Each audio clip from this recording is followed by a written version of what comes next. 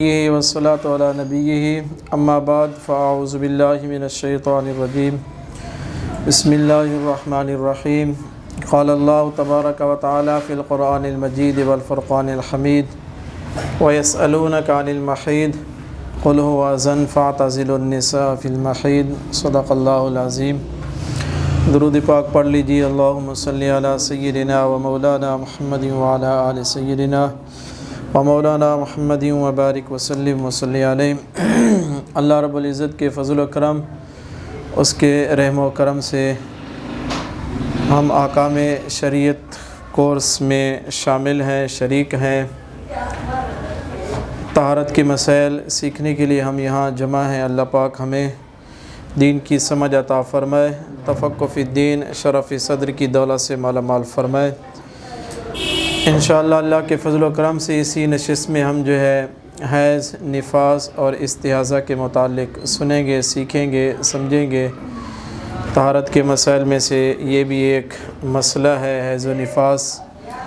گرچہ یہ مسائل عورتوں کے ساتھ مخصوص ہیں، لیکن ہم بھی شادی شدہ ہیں یا کوئی ساتھی ہوں گے تو ہمارے بھی یہ گھر کے مسائل ہیں، ہم اپنے گھر والوں کو بتائیں اور ہمارے گھر والے آگے خواتین کو بتائیں۔ اگر کسی کو حیض و نفاس اور استحاضہ کے مسائل کے متعلق معلوم نہیں تو ان کو معلوم ہو جائے گا، اور طہارت کے مسائل کے متعلق معلوم نہیں تو ان کو معلوم ہو جائے گا۔ تو بہرحال اللہ رب العزت نے یہ ایک نظام بنایا ہے، مردوں کے لیے بھی نظام ہے اور عورتوں کے لیے بھی نظام ہے۔ عورتوں کا نظام اللہ پاک نے جو حمل کے اعتبار سے رکھا ہے، عورتوں کے اندر اللہ رب العزت نے رحم، بچے دانی رکھی ہے، اسی سے جو ہے حیض اور نفاس کے خون کا خروج ہوتا ہے، وہ نکلتا ہے۔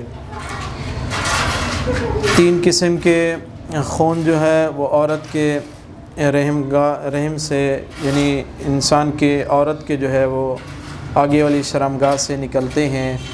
ایک کا نام حیض ہے، دوسرے کا نام نفاس ہے، اور تیسرے کا نام جو ہے وہ استحاضہ ہے۔ اب حیض کی تعریف یہ ہے کہ جو عورت بالغہ ہو، اسے کوئی بیماری بھی نہ ہو اور وہ حاملہ بھی نہ ہو، سن عیاسی کو بھی نہ پہنچی ہو، اس کو ہر مہینے میں ایام مخصوص میں جو یہ خون آتا ہے اسے حیض کا خون کہا جاتا ہے۔ پہلی بات یہ ہے کہ وہ بالغہ ہو عورت۔ بالغہ کے لیے یہ ہے کہ عورت کے لیے 9 سال میں وہ بالغ ہو جاتی ہے، کچھ زیادہ عمر میں بھی بالغ ہوتی ہے، لیکن 9 سال سے جو ہے یہ ابتدا ہے۔ 9 سال کی عمر میں اگر اس کے رحم سے خون آتا ہے اور وہ کم از کم 3 دن ہے تو وہ حیض کا خون ہی شمار ہوتا ہے۔ دوسری بات یہ ہے کہ اسے کوئی بیماری نہ ہو۔ تیسری بات یہ ہے کہ وہ حاملہ بھی نہ ہو، کیونکہ اس خون کا تعلق جو ہے وہ عورت کے رحم سے ہے۔ جب وہ حاملہ ہوتی ہے، پیٹ سے ہوتی ہے، بچے والی ہوتی ہے، تو رحم کا منہ جو ہے وہ بند ہو جاتا ہے، تو اس سے خون نہیں آتا، اور یہی خون جو بچہ پیٹ میں ہوتا ہے اس کے لیے یہی خون جو ہے خوراک بنتا ہے۔ پیدا ہونے سے بچے کی ناف میں جو ہم نس کاٹتے ہیں، اسی نس کے ذریعے ماں کے پیٹ میں وہ غذا حاصل کرتا رہتا ہے اور خوراک حاصل کرتا رہتا ہے۔ اگر بچہ ہوتا ہے تو اس بچے کو خوراک، اگر بچہ نہیں ہوتا تو ہر مہینے میں مخصوص ایام میں جو ہے اسے یہ خون نکلتا ہے، اور اس کی رحم کی ایک صفائی ہوتی ہے تاکہ زہریلے مادے وغیرہ یا گندا خون جو ہے اس کے پیٹ میں جمع نہ رہے۔ اللہ پاک نے یہ ایک نظام بنایا ہے۔ چوتھی بات یہ ہے کہ وہ سن عیاسی کو نہ پہنچی ہو۔ عورت اگر 55 سال کی عمر کو پہنچ گئی ہے، اس عورت کو عائسہ کہا جاتا ہے۔ سن عیاسی کو وہ پہنچ چکی ہے، اب اس کے رحم سے حیض کا خون نہیں آتا، اب اس سے بچوں کی امید بھی نہیں ہوتی۔ ویسے تو اللہ پاک مالک ہے، قادر ہے، 80 سال کی عمر میں بھی کسی کو اولاد عطا فرمائے تو وہ اولاد یہب لمن یشاء وہ عطا فرما سکتا ہے۔ تو یہ ہے کہ علماء کرام فقہاء کرام نے یہ فتویٰ دی ہے کہ سن عیاسی کی مدت جو ہے وہ 55 سال ہے۔ 55 سال کو جب عورت 55 سال کی ہو جاتی ہے تو پھر وہ سن عیاسی کو ہوتی ہے، پھر اس کے بعد اسے حیض کا خون نہیں آتا۔ تو بہرحال حیض کے متعلق آپ نے سنا کہ حیض کا خون جو ہے عورت کی شرمگاہ سے نکلتا ہے، وہ عورت بالغہ ہو، اسے کوئی بیماری بھی نہ ہو اور حاملہ بھی نہ ہو اور سن عیاسی کو بھی نہ پہنچی ہو۔ تو اس کی مدت کے حوالے سے کم از کم بھی مدت ہے، درمیانی مدت بھی ہے اور زیادہ سے زیادہ بھی اس کی مدت ہے۔ ان مخصوص ایام کی، حیض کے مخصوص ایام کی جو ہے وہ کم از کم بھی مدت ہے، درمیانی مدت بھی ہے اور زیادہ سے زیادہ مدت بھی۔ تو کم از کم یہ مدت جو ہے وہ 3 دن ہے کہ 3 دن عورت کو حیض کا خون آتا ہے اور 3 دن سے کم نہیں ہے تو وہ حیض کا خون ہی شمار ہوگا، اور اگر 3 دنوں سے کم ہے تو وہ حیض کا خون نہیں، وہ استحاضہ کا خون یعنی بیماری کا خون جو ہے وہ شمار ہوگا۔ اور درمیانی مدت جو ہے وہ اوسط ہو 5 اور اس کی درمیانی مدت جو ہے وہ 5 دن ہے، وہ اکثر ہو 10 اور زیادہ سے زیادہ اس کی مدت جو ہے وہ 10 دن ہے۔ حیض کی تعریف بھی ہم نے سنی اور اس کی کم از کم مدت اور درمیانی مدت اور زیادہ سے زیادہ مدت بھی ہم نے سنی، یعنی حیض جو ہے وہ اس عورت سے خون کا ظہور ہونا، نکلنا جو بالغہ ہو، بیماری بھی نہ ہو اور حاملہ بھی نہ ہوئی ہو اور وہ سن عیاسی کو بھی نہ پہنچی ہو، اور اس کی کم از کم مدت جو ہے وہ 3 دن ہے اور درمیانی مدت جو ہے اس کی 5 دن ہے اور زیادہ سے زیادہ اس کی مدت جو ہے وہ 10 دن ہے۔ ان مخصوص ایام میں اگر کسی عورت کو خون آتا ہے اور 3 دن پورے نہیں ہیں، وہ حیض کا خون شمار نہیں ہوگا بلکہ وہ استحاضہ یعنی بیماری کا خون شمار ہوگا۔ اسی طرح عورت کو جو ہے ان مخصوص ایام میں 10 دنوں سے خون جو ہے وہ بڑھ جاتا ہے، زیادہ ہو جاتا ہے، تو 10 دن جو ہیں اگر اس کی عادت بھی نہیں ہے تو 10 دن جو ہے وہ حیض کے شمار ہوں گے اور اوپر کے دن جو ہے وہ بیماری کے خون کے شمار ہوں گے۔ اگر کسی عورت کی عادت ہے، اسے درمیانی مدت جو ہے اتنے دن ہی اسے کیا حیض کا خون آتا ہے، اور کسی مہینے میں ایسا ہو گیا کہ وہ 10 دنوں سے بھی بڑھ گیا، اس عورت کی عادت تھی کہ ہر مہینے میں اسے جو ہے وہ 5 دن ہی خون آتا تھا، اب ایک مہینے میں اس کی عادت سے بھی بڑھ گیا اور زیادہ سے زیادہ مدت جو ہے 10 دن اس سے بھی کیا ہے وہ کراس کر گیا، تو اس کے صرف 5 دن ہی حیض کے شمار ہوں گے، بقیہ جو ہے وہ استحاضہ کے خون یعنی بیماری کے خون کے شمار ہوں گے۔ یہ حکم الگ ہے، حیض کی حالت میں عورت کے لیے حکم الگ ہے کہ وہ نماز روزہ کچھ ممنوع چیزیں ہیں وہ ان کو نہیں کر سکتی اور استحاضہ کی حالت میں کر سکتی ہے۔ تو اسی وجہ سے جو ہے وہ میں کہہ رہا ہوں کہ حیض اور نفاس استحاضہ کے متعلق جو آپ خوب سمجھ لیں اور اچھے طریقے سے کیا ہے وہ سمجھ لیں تاکہ آگے گھر والوں کو سمجھانے میں آسانی ہو۔ اور دوسرا خون جو ہوتا ہے وہ نفاس کا ہوتا ہے، اور نفاس کا وہ خون ہوتا ہے جب بچے کی ولادت ہوتی ہے۔ بچے کی ولادت کے بعد عورت کے رحم سے جو خون نکلتا ہے اسے نفاس کا خون کہا جاتا ہے، اسے نفاس کا خون کہا جاتا ہے۔ اب بچے کی جب ولادت ہوئی، اب ولادت ہونے کے وقت اگر یہ خون نکلتا ہے اور بچے کا آدھا جسم جو ہے وہ عورت کے جسم سے یعنی خارج نکل چکا ہے، باہر آ چکا ہے، تو اس وقت خون آتا ہے تو یہ نفاس کا خون ہوگا۔ اگر ولادت کے وقت جو ہے وہ بچے کا آدھا جسم جو ہے وہ عورت کے جسم سے باہر نہیں نکلا، پھر خون آتا ہے یا کوئی پانی وغیرہ آتا ہے تو وہ نفاس کا خون نہیں ہوگا، وہ جو ہے بیماری کا ہی خون ہوگا، استحاضہ کا ہی خون ہوگا۔ تو بہرحال بچے کی ولادت کے بعد یا بچے کا آدھا جسم یا آدھے سے زیادہ حصہ جو ہے وہ جسم کا عورت کے جسم سے جو ہے وہ نکل چکا تو پھر اس وقت جو خون آتا ہے یہ نفاس کا خون ہوتا ہے۔ اس کی کم از کم کوئی مدت نہیں ہے اور اس کی درمیانی بھی کوئی مدت نہیں ہے، اور زیادہ سے زیادہ اس کی مدت جو ہے وہ 40 دن ہے۔ اگر یہ خون جو ہے وہ 40 دن تک آتا رہا تو یہ نفاس کا خون ہے، اور بعض اوقات یہ بھی ہوتا ہے کہ یہ خون جو ہے وہ 1 दिन 2 दिन 8 दिन 10 दिन 15 दिन 20 दिन آتا ہے، اس کے بعد جو وہ عورت پاک ہو جاتی ہے اگر یہ خون بند ہو جائے۔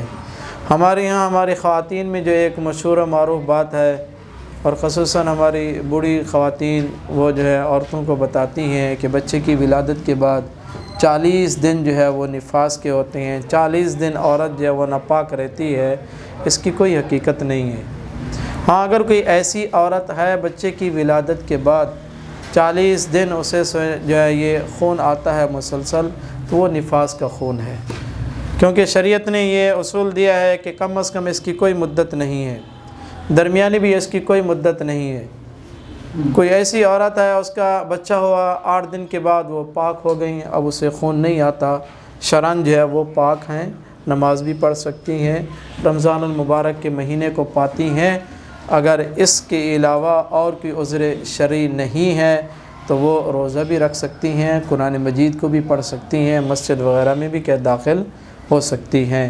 یہ لازمی نہیں ہے کہ جس طرح ہمارے ہاں عرف عام میں جو ہے وہ مشہور ہے کہ 40 دن عورت جو ناپاک ہوتی ہے وہ اپنی ماں کے گھر میں رہے گی، جی سفر بھی نہیں کرے گی، ادھر ادھر بھی نہیں جائے گی۔ اس کی کوئی حقیقت نہیں ہے، بلکہ نفاس جو ہے وہ زیادہ سے زیادہ اس کی مدت جو ہے وہ 40 دن ہے، کم از کم اس کی کوئی مدت نہیں ہے، درمیانی اس کی کوئی مدت نہیں ہے۔ ہو سکتا ہے کہ عورت جو ہے وہ 8 دن کے بعد بھی پاک ہو گئی۔ اگر 8 دن کے بعد وہ عورت پاک ہو گئی ہے اور 40 دن تک وہ نمازیں نہیں پڑھتی رہی ہے، اگر رمضان المبارک کو پایا ہے، روزے نہیں رکھے، قرآن مجید کی دیکھ کر چھو کر وہ تلاوت نہیں کرتی رہی، تو وہ عورت جو ہے وہ گناہ گار ہے، کیونکہ اس کے 8 دن جو ہیں وہی نفاس کے تھے، اور بقیہ 32 دن جو ہے وہ اس نے بغیر نمازوں کے اور بغیر روزے کے اور بغیر ایسے کاموں کے گزارے، ذہن میں یہ رکھتے ہوئے کہ میں تو 40 دن کیا ہوتی ہوں، ناپاک ہوتی ہوں۔ نہیں، ایسا نہیں ہے۔ تو یہ نفاس کی مدت جو ہے ہم نے سنی۔ اس کے بعد جو ہے وہ استحاضہ ہے، یعنی بیماری کا خون، جو مخصوص ایام میں حیض کی حالت میں 3 دن سے کم دن یہ خون آیا یا 10 دنوں سے یہ بڑھ گیا، اور نفاس کی حالت میں کسی عورت کے جو ہے وہ 40 دن سے زیادہ یہ خون کیا ہے، بڑھ گیا، 40 دن جو ہے وہی نفاس کے شمار ہوں گے اگر اس کی کوئی عادت نہیں ہے، ورنہ اس کے اگر پہلے بچے ہوئے ہیں، اس کی ایک عادت بنی ہوئی تھی کہ ہر بچے کی ولادت کے بعد اسے 20 دن خون آتا تھا یا 10 دن آتا تھا یا 30 دن آتا تھا یا 25 دن آتا تھا، اس کے بعد وہ پاک ہو جاتی۔ اب تیسرا بچہ ہوا ہے یا چوتھا بچہ ہوا ہے، اس کے بعد اسے جو ہے یہ خون 40 دن سے بھی بڑھ گیا، 40 دن سے بھی کیا ہے، بڑھ گیا۔ اب جو ہے عورت کے لیے نفاس کے وہی دن ہوں گے جو اس کے پہلے بچوں کے بعد جو اس کی ایک عادت بنی ہوئی تھی، وہ عادت 20 دن کی یا 8 دن کی یا 25 دن کی یا 15 دن کی یا 4 دن کی یا جتنے دن کی اس کی عادت بنی ہوئی تھی، اسی عادت کی طرف لوٹایا جائے گا، اور بقیہ اس کے دن جو ہیں وہ استحاضہ کے ہوں گے، یعنی بیماری کے خون کے ہوں گے۔ بقیہ دنوں کی اس کے اوپر نمازیں بھی معاف نہیں ہیں، اور روزے تو ویسے ہی کیا ہے معاف نہیں ہوتے، ان کی قضا کرنی ہوتی ہے۔ تو بہرحال آگے ہم کیا ہے سنیں گے۔ تو یہ استحاضہ کی تعریف آپ نے سنی، یعنی حیض، نفاس اور استحاضہ۔ تو حیض کی کم از کم کتنی مدت ہے بھائی؟ کم از کم کتنے دن ہیں، کتنے ایام ہیں اس کے؟ نہیں بیٹا، 3 دن اس کی کتنے ہیں؟ 3 دن ہے، اور درمیانی مدت اس کی کیا ہے؟ 5 دن ہے، اور زیادہ سے زیادہ 10 دن ہے۔ تو اسی طرح نفاس کون سے خون کو کہا جاتا ہے بیٹا؟ ہاں، بچے کی ولادت کے بعد جو عورت کے رحم سے خون نکلتا ہے اسے کیا کہتے ہیں؟ اس کی کوئی درمیانی مدت ہے؟ کم از کم 40، کم از کم بھی نہیں ہے، کم از کم بھی کیا ہے، اور زیادہ سے زیادہ 40 دن ہے، زیادہ سے زیادہ اس کی مدت کیا ہے؟ 40 دن ہے۔ اگر عورت کے مخصوص ایام میں 3 دن سے کم دن خون آیا تو پھر وہ کون سا خون شمار ہوگا؟ بیماری کا، نہیں، اس کو استحاضہ کہا جاتا ہے جی۔ اسی طرح 10 دنوں سے بڑھ گیا، پھر فیضان بھائی اس کو کیا کریں گے؟ استحاضہ ہی بنتا ہاں دیکھا جائے گا اس کی جو عورت کی عادت تھی عادت کیا ہے؟ جی ہر ماہ میں جو اسے کہ عادت ایک معروفہ تھی، عادت بنی ہوئی تھی کہ 5 دن اسے یہ خون آتا تھا، تو یہ 5 دن جو ہیں وہ حیض کے ہوں گے اور بقیہ جو ہے وہ استحاضہ کے ہوں گے، ہاں بیماری کے خون۔ نماز وغیرہ اور جو ہم جو میرا بھی کرتے ایک ہیں سوال ہے ان کا سوال کہ جس طرح عبادت کرتے ہیں، قرآن پڑھتے ہیں، تسبیح وغیرہ پڑھ لیتے اس میں ہیں، پڑھ سکتے ہیں کیونکہ وہ بیماری کا ہے۔ یہ آگے آ رہا ہے، کیا ہے یہ جی، کیونکہ آپ تو ماشاء اللہ آپ کا تعلق جو ہے وہ سکول، کالج، جاب وغیرہ جی دنیاوی حوالے سے ہے، یہ اللہ کا آپ پر کرم ہے کہ آپ سیکھنے کے لیے یہاں آئیں، اس لیے ہم سمپل اردو میں بتاتے ہیں، عربی وغیرہ یا حدیث وغیرہ قرآنی آیات وغیرہ نہیں پڑھتے، ورنہ ہمارے یہاں بچے جو درس نظامی پڑھتے ہیں نا، اس قسم کا وہ سوال کریں تو ہم ان کو کہتے ہیں آپ رات کو مطالعہ نہیں کر کے آئے۔ جو بچوں نے پڑھنا ہوتا ہے نا وہ رات کو اپنے طور پر سمجھ کے آتے ہیں، وہ عربی عبارت پڑھتے ہیں، پھر ہم اس کا اردو ترجمہ، پھر اس کا خلاصہ، اس کی تشریح وغیرہ کرتے ہیں۔ تو بہرحال آپ لوگوں کو اس طرح نہیں کہہ سکتے کیونکہ آپ جو ہے وہ، تو یہ چیزیں آگے آ رہی ہیں، میں بتاتا ہوں۔ بہرحال ابھی جو ہم نے یہ سیکھا حیض کی تعریف، اس کی کم از کم مدت، درمیانی مدت اور زیادہ سے زیادہ، نفاس کی تعریف، اور اس کی جو ہے کم از کم مدت نہیں ہے، درمیانی بھی نہیں ہے، اور زیادہ سے زیادہ مدت جو ہے اس کی ہے وہ ہم نے کیا ہے 40 دن ہے وہ سیکھے ہیں۔ اور اسی طرح استحاضہ، یعنی ایک بیماری کا خون ہوتا ہے جو مخصوص ایام میں 3 دنوں سے کم دن آئے، 3 دن پورے نہیں ہیں، بھلے 1 گھنٹہ ہی کم ہو 3 دنوں سے۔ ہاں فقہاء کرام نے یہ ایک مسئلہ لکھا ہے کہ سورج کی کرن کے ٹائم اگر کسی عورت کے مخصوص ایام شروع ہوئے تو 3 دن گزرنے کے بعد سورج کی کرن کے ٹائم ہی وہ یعنی کہ ختم ہوا سلسلہ، تو پھر یہ حیض کا خون ہے۔ اس کے علاوہ اگر 5 منٹ بھی، یعنی 24 گھنٹے جو دن کے ہوتے ہیں، 3 دنوں کے جو 72 گھنٹے کیا بنتے ہیں، اس سے اگر 1 گھنٹہ بھی کیا ہے کم مدت میں کیا اگر اسے ہوا تو پھر یہ حیض کا خون نہیں ہوگا، بلکہ یہ استحاضہ کا، بیماری کا خون ہوگا۔ باقی رہی یہ بات جو آپ لوگوں نے یہ سوال کیا ہے، حیض اور نفاس کے ساتھ جو ہے یہ 8 چیزیں حرام ہو جاتی ہیں، یعنی 8 کام وہ عورت نہیں کر سکتی، حیضہ اور نفاسہ عورت جو ہے وہ 8 کام نہیں کر سکتی۔ الصلاۃ و صوم و قراءۃ آیات، نماز پڑھنا، نمبر 2 روزہ رکھنا، اور نمبر 3 قرآن مجید کا پڑھنا جی، اور اس کا کیا ہے چھونا، تلاوت کرنا اور اس کو ہاتھ لگا کے کیا ہے چھونا، الا بغلاف، مگر کس کے ساتھ؟ غلاف کے ساتھ۔ کس کے ساتھ؟ غلاف کے ساتھ۔ جزدان اس قرآن مجید کا کیا ہے بنا ہوا ہے، اگر کوئی مجبوری ہے تو کیا ہے، اس سے مراد جو ہے وہ چولی جو بنی ہوتی ہے، وہ چولی جو ایک کپڑے کی بنی ہوتی ہے وہ مراد نہیں ہے، بلکہ جزدان جو ایک لکڑی کا بنا ہوتا ہے اس کے ذریعے سے کیا ہے وہ اٹھا سکتی ہے۔ اسی طرح مسجد میں داخل ہونا، والطواف، اور طواف کرنا، اور اسی طرح اس سے جو ہے جمع کرنا، یعنی اس کا شوہر جو ہے وظیفہ زوجیت ادا نہیں کر سکتا ان حالت میں، اور اسی طرح اس سے جو ہے فائدہ اٹھانا، تحت سرت الی تحت الرکبت، ناف کے نیچے سے لے کر گھٹنوں تک، ناف کے نیچے سے لے کر کیا گھٹنوں تک جو ہے اس سے اس کا شوہر فائدہ بھی نہیں اٹھا سکتا۔ حیض اور نفاس کی حالت میں یہ 8 کام کیا ہو جاتے ہیں؟ حرام ہو جاتے ہیں۔ نماز پڑھنا اور روزہ رکھنا، قرآن مجید فرقان حمید کا پڑھنا، چھو کر چھونا، یعنی کہ اس کو کیا مگر غلاف کے ساتھ مسجد میں داخل ہونا، اور اگر حج کرنے کے لیے گئی ہوئی ہیں یا عمرے کی سعادت اللہ پاک نے عطا فرمائی ہے، اسی دوران اگر یہ مخصوص ایام شروع ہو گئے تو پھر وہ طواف بھی نہیں کر سکتی، اس کا شوہر اس سے فائدہ بھی نہیں اٹھا سکتا، یعنی جمع اس سے وظیفہ زوجیت بھی ادا نہیں کر سکتا، اور اس سے ناف سے لے کر گھٹنوں کے نیچے تک جو ہے اس سے فائدہ بھی نہیں اٹھا سکتے۔ تو یہ 8 چیزیں حیض اور نفاس کی حالت میں حرام ہو جاتی ہیں، 8 چیزیں جو ہم نے کیا ہے سنی ہیں۔ ابھی کوئی بات کسی بھائی نے پوچھی؟ اگر کسی کو زندگی میں ایک دفعہ موقع ملا ہے جانے کا، مطلب طواف کرنے کا موقع ملا ہے، اللہ کی گھر جانے کا موقع ملا ہے، جی جی، اور یہ معاملات ہو جاتے ہیں اور ساتھ مطلب شوہر ہے، تو کیا کریں؟ اللہ پاک اس کا نعم البدل عطا فرمائے گا، اس کو اجر و ثواب عطا فرمائے گا اس کے لیے۔ جی وہ خاتون بیٹھ جائے گی لیکن شوہر اپنے کام پورے کرے گا۔ ہاں، خاتون بیٹھ جائے گی، شوہر آپ کے اس کے کام جو ہے وہ پورے کرے۔ مطلب اس کے حصے کا بھی طواف کر سکتا ہے؟ نہیں، جو ساتھی ہے لیکن وہ نہیں کر سکتے. نہیں نہیں، شوہر کر سکتا تو ہے. نیت پر اجر مل جائے گا. نیت پر اجر ملے گا. ٹائم کمپلیٹ ہونے کے بعد تو پھر وہ ہاں کر سکتے پاک ہونے کے. بالکل.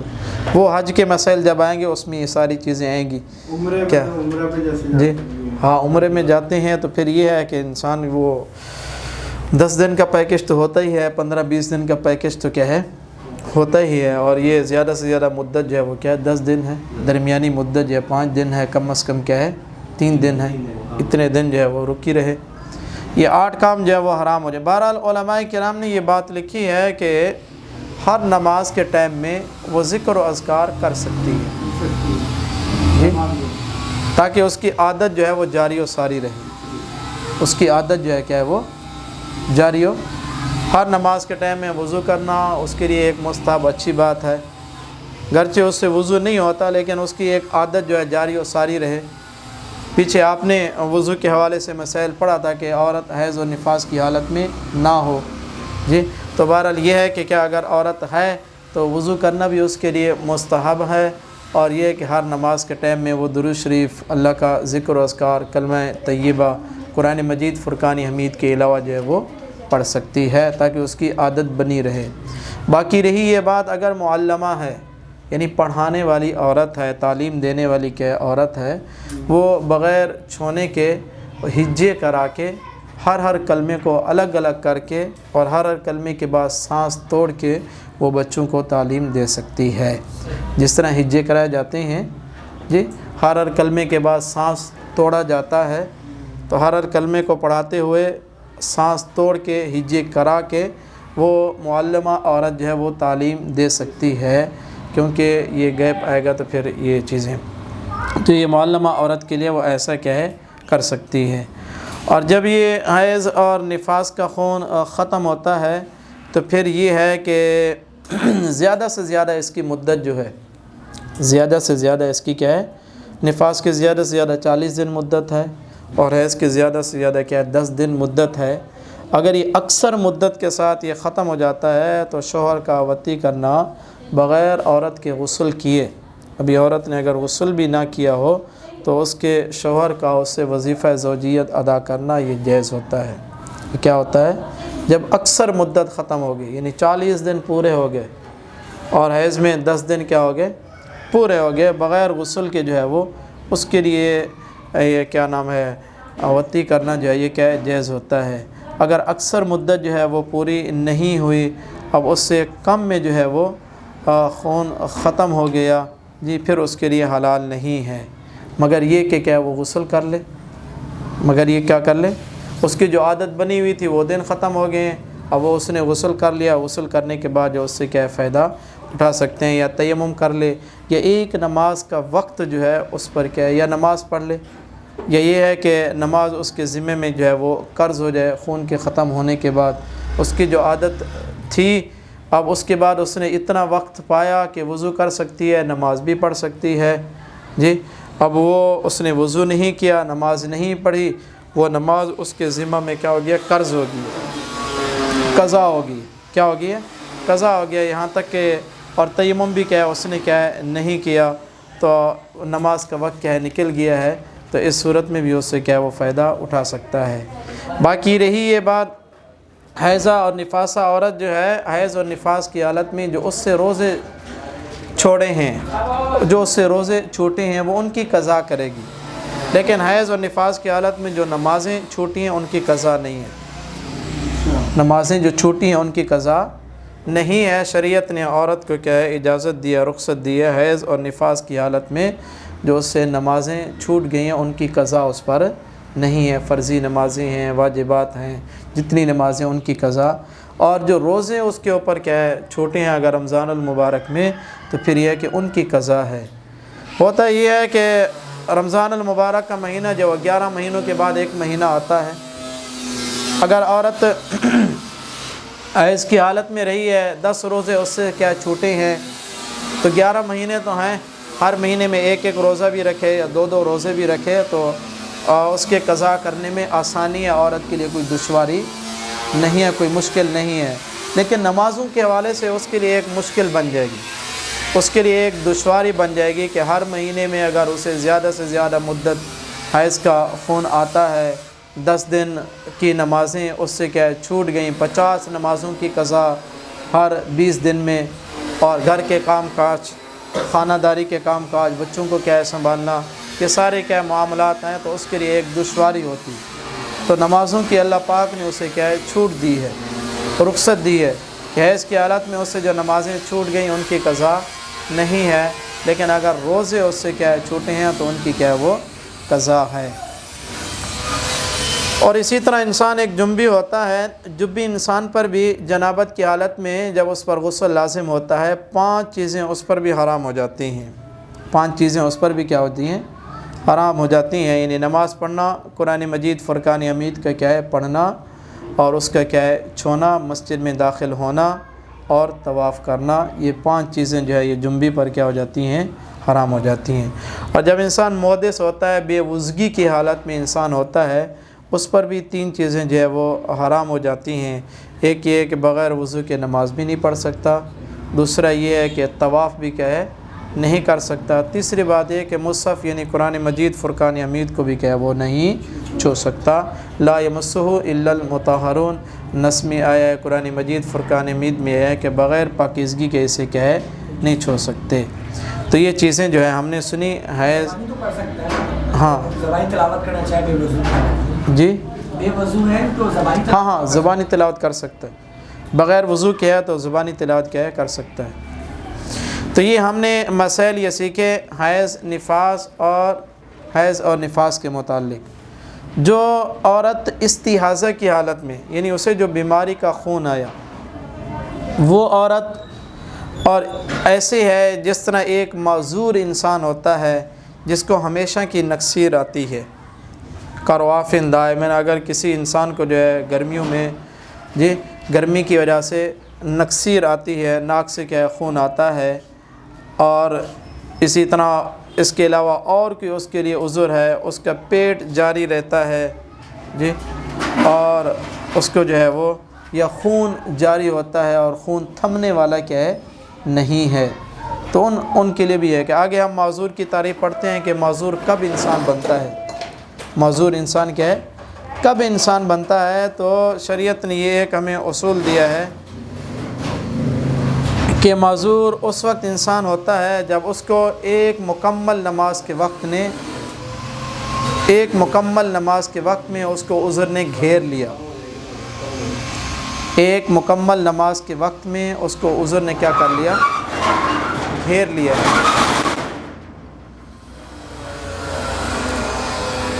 ایک مثال کے طور پر نکسیر آئی اور آتی رہی، نماز کا پورا وقت اس سے گزر گیا، ابتدا سے لے کر انتہا تک۔ نماز ظہر کا ٹائم جیسے کراچی میں ابھی کیا ہے شروع ہوتا ہے 12:46 پہ، جی 45 یہ کیا ہے 46 منٹ پہ کیا ہے شروع ہوتا ہے، اور یہ جاتا ہے اللہ بھلا کرے آپ کا 4:44 تک۔ جی اب کسی انسان کو نکسیر کا خون آنا، یا اس کا پیٹ جاری ہوا، یا اس کا خون جاری ہوا، یا اس سے ہوا خارج ہونے لگی، اب یہ پورے 12:44 سے لے کر 4:44 تک جو ہے اس کو اس دوران جو ہے اتنا موقع نہیں ملا کہ وہ وضو کر کے نماز پڑھ لے، وضو کر کے نماز۔ یہ تو میں نے نماز ظہر کا وقت جو ہے بتایا، عصر کا ٹائم کم ہوتا ہے، مغرب کا ٹائم بھی کیا ہے کم ہوتا ہے، عشاء کا زیادہ ہوتا ہے، ظہر اور کیا ہے عشاء کی بنسبت کم ہوتا ہے۔ تو ایک مکمل نماز کے ٹائم میں اگر کسی انسان کو کسی عذر نے گھیر لیا، اسے مسلسل پیشاب کے قطرات آتے رہے، یا اس کا پیٹ جاری ہوتا رہا، یا اس کو نکسیر آتی رہی، یا جسم کے کسی حصے سے خون اس کو کیا آتا رہا، وہ رکا نہیں ہے، تھما نہیں ہے، اس کو اتنی فرصت نہیں ملی کہ وہ وضو کر کے نماز پڑھ لے، شرعاً ایسا انسان جو ہے وہ معذور ہے۔ اور مستحاضہ عورت جس کے رحم سے حیض اور نفاس کا خون نہیں، استحاضہ بیماری کا خون آتا ہے، وہ بھی معذور ہے۔ اب اسی حالت میں ہر نماز کے ٹائم میں وہ وضو کریں گے، وضو کر کے وہ نماز پڑھیں گے، کیا کریں گے؟ ہاں وضو کر کے وہ نماز پڑھیں گے، بھلے وہ ان کا خون آتا رہے، بھلے وہ جو عذر ہے وہ ہوتا رہے۔ یہ معذورین کے شامل ہونے کے لیے یہ شرط ہے، عذر کا یعنی ایک مکمل نماز کے وقت میں اس کو گھیر لے. اور یہ کب تک معذور رہتا ہے یہ ثابت ہونے کے لیے یہ شرط ہے. اب اس کے بعد ہر نماز کے ٹائم میں بھلے اسے 2 مرتبہ یہ عذر لاحق ہوا، 3 مرتبہ ہوا، 4 مرتبہ ہوا، پھر بھی وہ معذور ہے. اور معذوریت سے کب وہ ختم ہوگا؟ جب ایک مکمل نماز کے وقت میں اسے عذر آیا ہی نہیں ہے. ایک مکمل نماز کے وقت میں اسے کیا عذر لاحق ہی نہیں ہوا، آیا ہی نہیں ہے. جس طرح 12:44 سے لے کر 4:44 یا منٹ تک جو ہے یہ اس کو عذر نہیں، یہ گھیرا ہی نہیں ہے، لاحق ہی نہیں ہوا. اب یہ معذوروں کی لسٹ سے خارج ہو جائے گا. جی ہاں، عورت کے لیے تو نہیں، مرد کے لیے، معذورین کے لیے. جی لیکن یہ ہے کہ کیا ہے، ثابت ہونے کے لیے ایک مکمل نماز کے وقت میں اس کو عذر گھیر لے، اتنی فرصت اس کو، اتنا موقع، اتنا فاصلہ نہ ملے کہ وہ وضو کر کے نماز پڑھ لے. جی اس کے بعد بھلے ہر نماز کے ٹائم میں اسے 1 مرتبہ، 2 مرتبہ یا 3 مرتبہ یہ عذر لاحق ہوتا رہا تو شرعاً ایسا انسان جو ہے وہ معذور ہے. جی اب ایسے انسان کے لیے یہ ہے کہ وہ مستحاضہ عورت ہو یا معذور انسان ہو، ہر نماز کے وقت میں جیسے نماز کا ٹائم شروع ہوا انہوں نے وضو کر لیا، اس کے بعد یہ عذر آتا رہا تو ان کا وضو جو ہے وہ برقرار ہے. وہ نماز بھی پڑھ سکتے ہیں، روزہ بھی رکھ سکتے ہیں، قرآن مجید کو چھو بھی سکتے ہیں اور پڑھ بھی کہہ سکتے ہیں. اور معذورین کی لسٹ سے خارج تب ہوں گے جب ایک مکمل نماز کے وقت میں عذر نے انہیں گھیرا ہی نہیں، آیا ہی نہیں، تو یہ معذورین کی لسٹ سے کیا ہو جائیں گے، یہ خارج ہو جائیں گے، ختم ہو جائیں گے. تو بہرحال یہ معذور کے متعلق اور مستحاضہ عورت جو ہوتی ہے اس کے متعلق جو ہے ہم نے کیا ہے یہ سنا ہے. جی کوئی بات پوچھنی ہو کسی بھائی نے؟ جی ایک سوال ہے کہ نماز کا وضو کیا اور کوئی زخم تھا جو کہ رکوع میں جانے سے تازہ ہو گیا، اس میں سے خون بہہ گیا، تو اس سے نماز کا وضو ٹوٹ جائے گا؟ اگر معذور نہیں ہے تو وضو ٹوٹ جائے گا. خون نکلا ہے، بہہ گیا، اپنی جگہ سے کراس کر گیا ہے تو پھر تو وضو ٹوٹ جائے گا. اگر معذور ہے تو پھر اس کا وضو نہیں ٹوٹے گا. وہ بیٹھ کے نماز پڑھے گی؟ جی بیٹھ کے نماز پڑھے کرسی میں ہے اگر ایسا مسئلہ؟ وہ آگے مسئلہ ہم پڑھیں گے. اگر انسان کھڑا ہونے پر قادر ہے کھڑے ہو کے نماز پڑھے، اگر کھڑا نہیں ہو سکتا کسی بیماری یا کسی عذر کی وجہ سے تو بیٹھ کر رکوع اور سجود کے ساتھ نماز پڑھے. جی اگر بیٹھ سکتا ہے لیکن رکوع اور سجود کرنے پر وہ قادر نہیں ہے تو بیٹھ کر اشارے سے نماز پڑھے. اگر بیٹھ بھی نہیں سکتا پھر یہ ہے کہ وہ سو کر نماز پڑھے. شریعت نے اتنی اجازت دی ہے کہ اپنی ٹانگیں جو ہے وہ قبلہ کی طرف کرے، سر کے نیچے تکیہ رکھے تاکہ اس کا سر اوپر ہو جائے اور اپنی ٹانگوں کو کیا ہے وہ اکٹھا کر لے تاکہ پاؤں قبلہ کی طرف نہ ہوں اور اشارے سے کیا وہ نماز پڑھے. جی اگر اتنی طاقت بھی نہیں ہے جی اور اشارے سے نماز بھی سو کر نہیں پڑھ سکتا پھر اس سے نماز مؤخر ہوگی. اگر کلام کو سمجھتا ہے، کلام کو کیا ہے سمجھتا ہے، صحیح سلامت ہے. باقی یہ ہے کہ آنکھوں کے اشاروں سے یا ابروں کے اشارے سے یا دل کے اشارے سے نماز وہ نہیں پڑھے گا، یعنی ہاتھوں کے اشارے سے کیا ہے وہ نماز پڑھے گا. اگر وہ کلام کو نہیں سمجھتا اور اتنا کیا ہے معذور ہے، جیسے انسان قومے میں چلے جاتے ہیں اور 5 نمازیں یا اس سے زیادہ نمازیں اس پر کیا گزر چکی ہیں تو پھر اس سے یہ نمازیں معاف ہیں. اگر 5 سے کم نمازیں گزری ہیں، کوئی بندہ جو ہے وہ 12 گھنٹے یا 18 گھنٹے بے ہوشی کی حالت میں رہا ہے جی، وہ نمازیں وہ نہیں پڑھ سکا تو پھر یہ ہے کہ ان کی قضا ہے جب اسے ہوش آئے گا. اگر 5 نمازیں یا 5 نمازوں سے زیادہ جو ہے وہ قومے میں یا ایسی بے ہوشی کی حالت میں انسان کہہ رہا ہے تو پھر اس سے نمازیں جو ہے یہ معاف ہیں. اور کوئی بات کسی بھائی نے پوچھنی ہو اس کے متعلق، خصوصاً حیض، نفاس اور استحاضہ کے متعلق اور معذور کے متعلق کسی بھائی نے کوئی بات پوچھنی ہو؟ جیسے ابھی آپ حضرت فرما رہے تھے کہ ایک ٹائم پیریڈ جو ہے جیسے 12:44 سے لے کے اور 4:44 تک، اس کے درمیان جو معذور شخص ہے اگر انہیں مطلب کچھ آتا نہیں ہے، کوئی بلڈ یا جو بھی ان کو معذوری ہے جس چیز وہ نہیں ہوتی تو اس کے بعد مطلب تھوڑا سا بتا دیں کہ کیا حکم ہے اس کے، وہ غسل کریں گے واپس؟ نہیں نہیں وضو کرے گا, بس وضو کریں گے. وضو کرے گا. ایک ٹائم پیریڈ اگر پورا گزر جائے ہاں ہاں وضو کرے گا. لیکن یہ صرف مرد کے لیے, عورت کے لیے نہیں, آپ نے جیسے کہا. یعنی عورت بھی اگر ان عذروں میں, ان آزار میں, یہ جو بتائیں نکسیر والا, پیٹ کے جاری ہونے والا, یا مسلسل پیشاب کے قطرات آنے والا, یا ایسا خون جو ہے وہ نہیں تھمتا, وہ بھی اسی میں شامل ہے. ایک ہی مسئلہ. ایک ہی مسئلہ. بس وہ حیضوں کو ہٹا کے وہ جی. ایک ہی مسئلہ. جی. استحاضہ عورت جس کو بیماری کا خون آتا ہے, یا جس کو یہ کیا عذر ہے, اور مرد ہے, عورت ہے, سب اسی حکم میں کیا شامل ہیں. لیکن یہ ہے کہ معذور انسان جو ہے وہ ہر وقت کے نماز کے وقت میں وضو کرے گا. نماز کے وقت کے داخل ہونے سے پہلے وہ وضو نہیں کر سکتا. جس طرح بھی 12:44 پہ ظہر کا ٹائم شروع ہوتا ہے, اگر کسی نے جو ہے وہ 12:40 پہ وضو کیا ہے, اب اس سے ظہر کی نماز نہیں پڑھ سکے گا. ہر نماز کے شروع ہونے کا جو وقت ہے اسی ٹائم میں وضو کرے گا, اور جیسے ہی نماز کا وقت ختم ہوگا اس کا آٹومیٹک وضو کیا ہو جائے گا, ختم ہو جائے گا. ہر وقت کے لیے اسے وضو کرنا پڑے گا. ہر نماز کے وقت کے لیے اسے وضو کیا ہے, کرنا پڑے گا. جی اور کوئی بات پوچھنی ہو کسی بھائی نے؟ اس کے بعد جو ہے نجاست اور نجاستوں سے پاکیزگی حاصل کرنا. مختلف قسم کی نجاستیں ہوتی ہیں جی, اور ان سے کیا ہے پاکیزگی حاصل کرنا. یاد رکھیے نجاست جو ہے وہ ابتداً اس کی 2 قسمیں ہیں. ایک کا نام غلیظہ ہے اور ایک کا نام خفیفہ ہے. ایک نجاست مغلظہ اور ایک نجاست مخففہ. غلیظہ اور نجاست غلیظہ جو ہوتی ہے وہ جیسے کل خمر والدم المسفوح ولحم المیتۃ, جیسے شراب ہے, بہنے والا خون ہے, اور مردار کا گوشت ہے. مردار کے کیا ہے, گوشت ہے. سمجھیے یہ کیا ہے, نجاست غلیظہ ہیں. شراب کا ایک قطرہ یا خون ہے بہنے والا, یا اسی طرح مردار کا کیا ہے, گوشت ہے.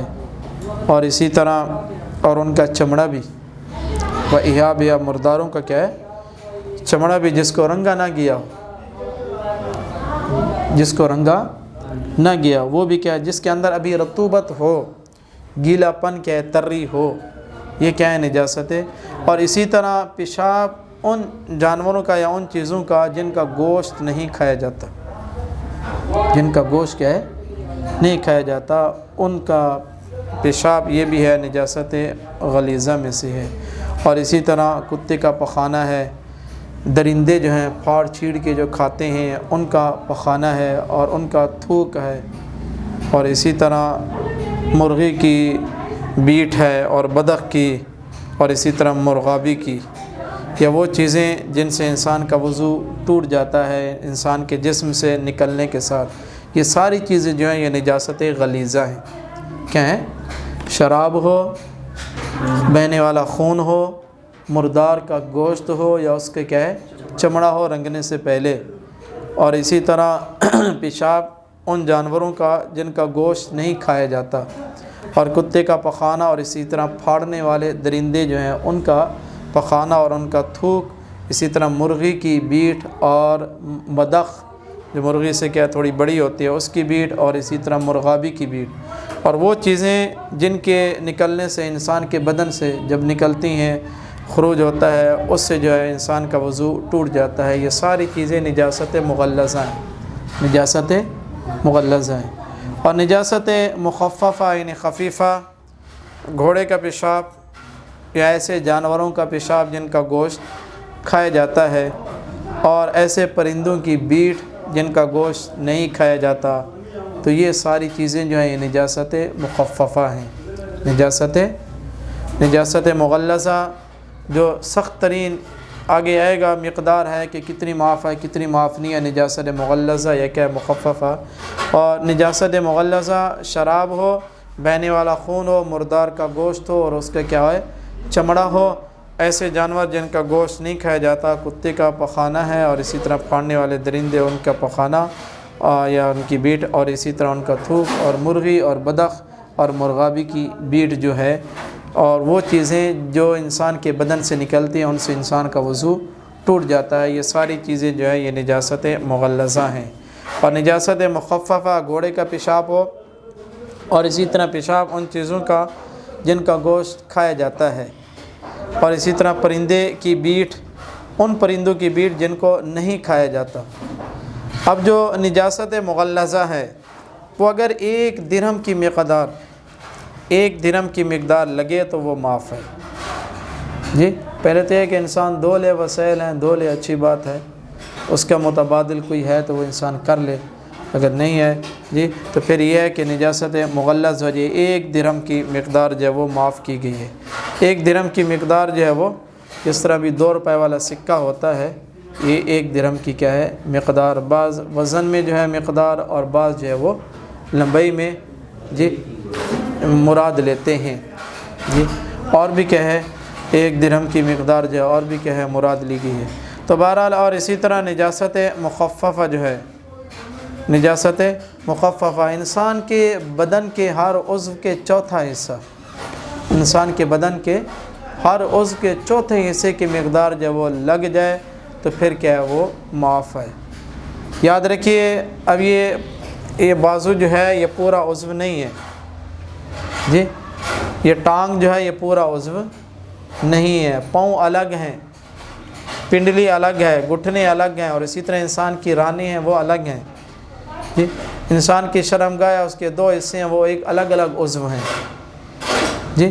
اب عضو سے مراد یہ نہیں کہ پورے بازو کا کیا ہے چوتھا حصہ نہیں، بلکہ ہر عضو الگ الگ ہے۔ یہ انگلیاں ہیں، یہ ایک الگ عضو ہیں، اس کے بعد جو ہے وہ جی یہ والا حصہ الگ عضو اور یہ والا حصہ کیا ہے الگ عضو ہے۔